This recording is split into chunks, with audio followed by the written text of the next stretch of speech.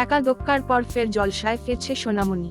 প্রত্যাশা মতো ফুলকি নয়, সে তার কোন গোপনে মন ভেসেছে কে টেক্কা দেবে অভিনেত্রীর নতুন মেগা শুভ বিবাহ। সদ্য শুরু হয়েছে প্রতীক সেনের উড়ান, আর এবার সোনামণি সাহার কামব্যাক। মেগার দিনক্ষণ সময় জানিয়ে দিল স্টার জলসা, যা দেখে চোখ কপালে নেকপাড়ার। দর্শকদের একটা বড় অংশ বলছে এটা ভুল সিদ্ধান্ত, কেউ আবার প্রিয় নায়িকার সঙ্গে অন্যায় হয়েছে বলে প্রতিবাদে সরব হয়েছেন। ব্যাপারটা কি? ডিভোর্সি মেয়ের পাত্র খোঁজা চলছে। সিরিয়ালের সঙ্গে সোনামণি ও হানির ব্যক্তিগত জীবনের মিল। শুভ বিবাহ কবে? কথায় আছে কারুর পৌষ মাস তো কারুর সর্বনাশ। শুভ বিবাহ শুরু হচ্ছে আগামী 17ই জুন থেকে, ঠিক রাত 9টায়। অর্থাৎ অপরাজিতা আঢ্য অভিনীত জল থই থই ভালোবাসার স্লট দখল করছে এই মেগা। অনিশ্চিততা কোজাগরীদের ভবিষ্যৎ।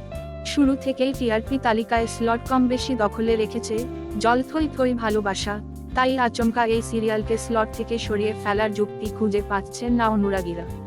অন্যদিকে শুরুর পর থেকেই বধুয়া স্লট হারা। টিআরপি তালিকায় উপরের দিকে থাকা ফুলকিকে টক্কর দিতে ব্যর্থ রেজওয়ান জ্যোতির্ময়ী জুটি।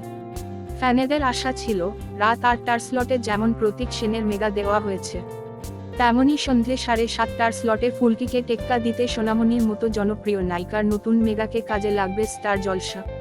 কিন্তু হিসাব মিলল না। এখন প্রশ্ন হলো, তাহলে জল থই থই ভালোবাসা কোন স্লটে দেখানো হবে? এখনই শেষ হচ্ছে নাহর গৌরী পাইস হোটেল, বরং এই মেগায় আসছে বড় ধামাকা।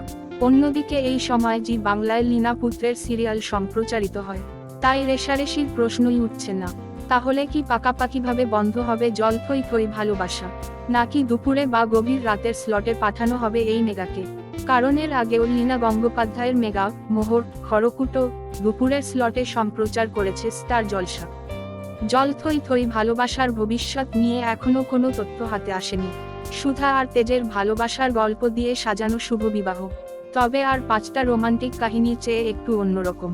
কারণ সুধা ডিভোর্সি, পরিবারের তরফে এক প্রকার তাকে ঘাড় থেকে নামানোর চেষ্টা চলছে, কিন্তু ডিভোর্সি মেয়ের পাত্র মিলছে না। বিয়ে বাড়িতে ডেকোরেশনের, মূলত ফুলের কাজ করে সুধা সোনামণি। এমনি এক বিয়ে বাড়িতে তেজের সঙ্গে আচমকা মোলাকাত হবে তার। সেই আলাপ কিভাবে বদলে দেবে তাদের জীবন, সেই নিয়েই শুভ বিবাহ।